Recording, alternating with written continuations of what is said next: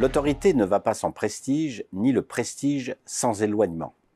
Peut-on lire dans Le fil de l'épée, l'ouvrage emblématique de Charles de Gaulle qui développa sa conception de l'exercice du pouvoir.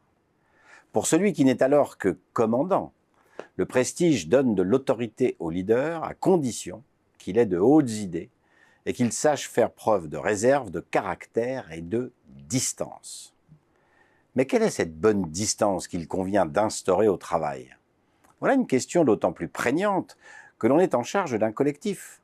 Les préconisations formulées sur ce sujet dans la littérature managériale offrent quelques pistes d'action concrètes. C'est le cas de la théorie du leadership transactionnel dans laquelle le leader est supposé entretenir des relations formelles, professionnelles, centrées sur les enjeux de l'organisation.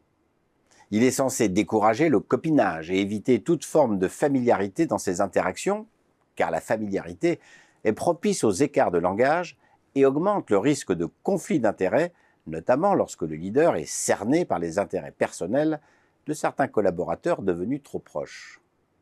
Bernard Arnault, le patron de LVMH, pourrait être le dirigeant qui illustre le mieux cette conception transactionnelle de l'exercice du pouvoir.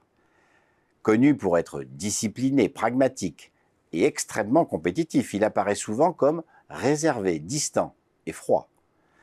Est-ce là un portrait ou une caricature de celui que les médias surnomment le loup en cachemire ?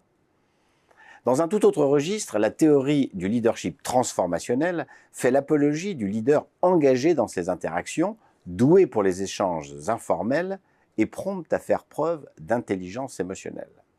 Selon cette théorie, un tel comportement favorise les relations de confiance, augmente l'adhésion du collectif et désamorce plus facilement les situations conflictuelles.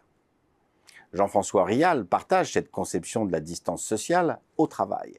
Pour le patron de Voyageurs du Monde, le dirigeant doit s'efforcer de créer une proximité et non une distance.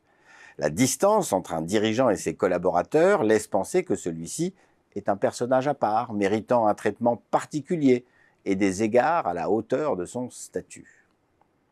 À mi-chemin entre ces deux extrêmes, de nombreux dirigeants s'efforcent de trouver un équilibre entre distance et proximité.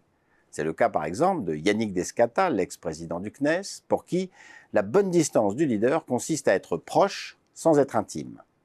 Même combat pour le général Favier, l'ancien patron du GIGN et ex-directeur de la Gendarmerie nationale, pour qui le leader doit faire preuve d'un peu de distance et de beaucoup de proximité. À force d'étudier ce sujet, on comprend assez vite qu'il n'y a pas de recette universelle de la bonne distance sociale qu'il conviendrait d'instaurer en toutes circonstances. Ce qui compte, une fois de plus, c'est l'esprit de discernement. Un discernement qui permet de trouver un point d'équilibre harmonieux où le contexte professionnel et sa nature personnelle se rencontrent sans se heurter.